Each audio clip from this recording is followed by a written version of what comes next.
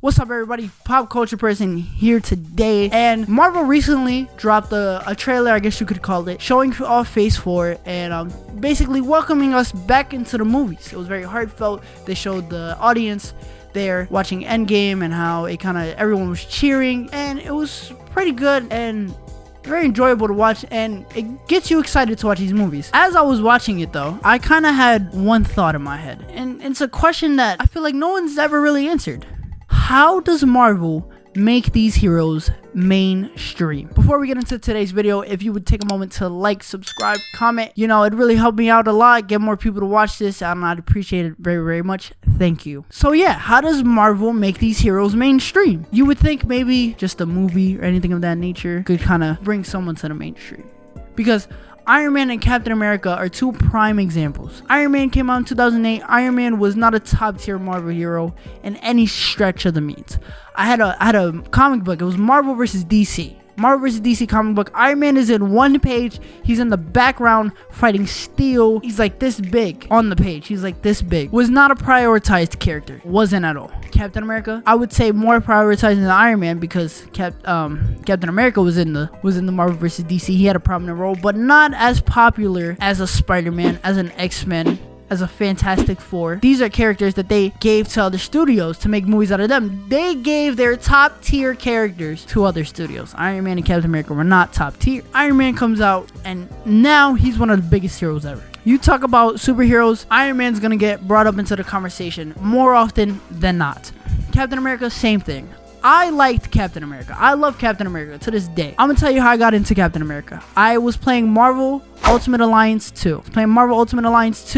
It has the Civil War story. You have to pick Captain America or Iron Man. And I remember I was in the back of my dad's car with my PSP playing the game, and I'm like, I know who Iron Man is. Let me pick this Captain America guy. So I pick Mr. America over here, and then after that, I don't know what it was, but I instantly fell in love with Captain America. I bought a whole bunch of comic books. I had this t-shirt. It was just a drawing, like a comic book drawing of Captain America, and it said Captain America at the top. It was brown. I remember wearing it to school one day. Mind you, I'm in like first grade. I remember wearing it into school, and the teacher looking at me, she says, "Oh, Captain America, I like your shirt."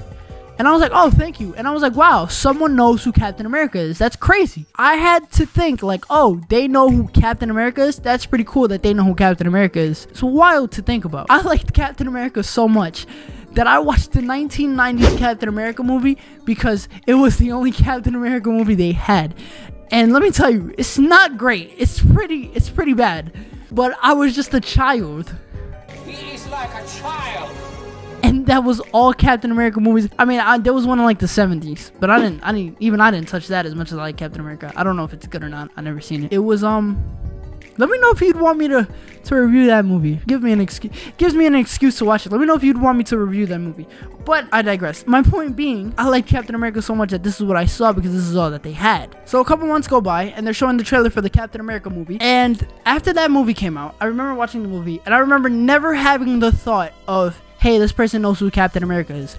Never had that thought ever again. Everyone knew who Captain America was. At least all the third graders and fifth graders or whatever knew who Captain America was. Marvel made these characters household names. And it's not just one or two or three. They're constantly doing it. I don't believe it's simply just having a good movie is going to make these heroes household names. I don't think that's all it takes, because Hellboy's had movies, Dread's had movies, Daredevil, Elektra, I'm missing one, Steel, Blade, and you could make the argument that some of those were bad, right? Dread, great movie. At least the reboot Dread, really liked that movie. Barely made anything. You could say, oh, it's because it's rated R. You could Blade, good movie.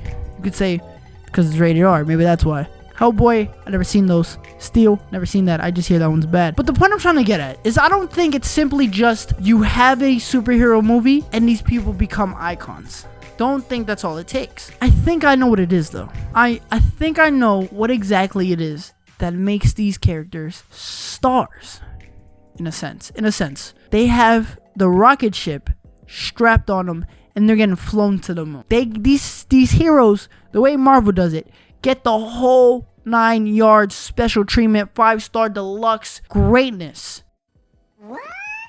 Let me explain. Iron Man comes out. It's not just the movie. Iron Man comes out, then he gets a cartoon, Iron Man Armored Adventures, then he's got the toys coming out, then he's got the action figures, then he's got the video game. He is not only just a hero with the movie, he becomes a franchise. What Marvel does is like that scene in Jurassic Park where they go, you panned it, you packaged it, and now you're selling, and it's on the back of a lunchbox.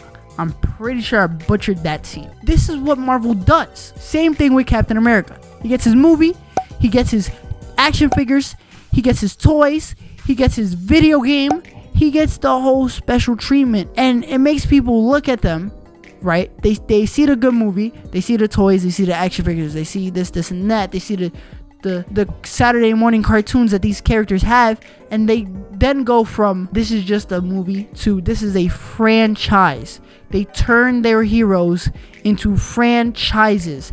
That is what makes them stars.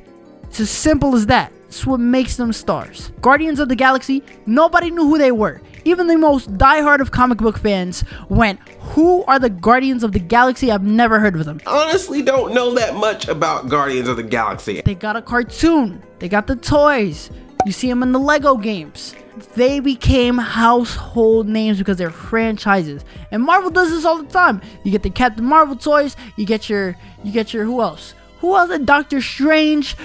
They do this. They make these characters household names. You don't see this with anybody else. Shazam, yes, he got his toys or whatever. Sure, he's in an Injustice game, but it's not the same. It's not how Marvel does it. Marvel pushes these characters to become household names. So much so that even with Phase 4, I'm seeing things I've never heard of, names I've never heard of, and I don't care. At first, I was like, when you read the lineup, you're like, Shang-Chi, who's that? Eternals, who's that? And people were worried. They're like, okay, well, Marvel's losing Cap, they're losing Iron Man, they're losing their heavy hitters, which they are without a doubt. They're losing their heavy hitters. But people were like, are we gonna get tired of these Marvel movies? And they lost those two. Spider-Man has only so much time before his contract runs out or whatever. Are we gonna get sick of these characters? Are we gonna get sick of watching these shows? Are we gonna have Marvel fatigue?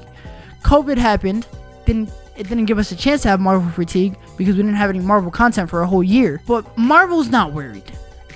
And really, nobody else should be either. Also, I feel like if anybody was, that worry isn't there anymore. Marvel knows how to make these characters stick with you. They know how to make them care about you.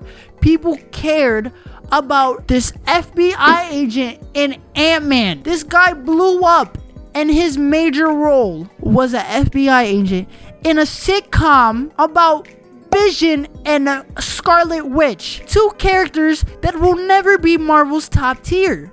Marvel got us to care about the FBI agent. So much so that he blew up on TikTok and all of that. He was showing up on other shows and everybody was like, let's go. Because they made us care. Now, I'm not going to act like it's all them. He obviously played the part. He has a lot to do with us caring about that role. But if they could make us care about a simple FBI agent in a show that's a sitcom about two of their not very popular characters, mind you, that show becomes the biggest show in the world. They can do it with anybody. They can do it with anybody. I care about Wanda and Vision and the Winter Soldier. My little brothers love the Winter Soldier. I never really cared that much about him. Care about him now. They do fantastic. And there's nothing to worry about. Marvel has made it so that their stamp of approval means this is gold. It is going to be fun and entertaining at the very least, and you're going to enjoy your time. So Marvel, please keep giving us your characters. Make them household names. Make the superhero genre even bigger than it is now. I'm loving it. I'm looking forward for it. Thank you for what you do. You give me something to talk about. So thanks a lot. Can't wait to see what you have next. Anyways, thank you guys for watching. I appreciate you all. Please, again, like, subscribe. That stuff really helps out. Means a lot to me. And I'll see you guys next time.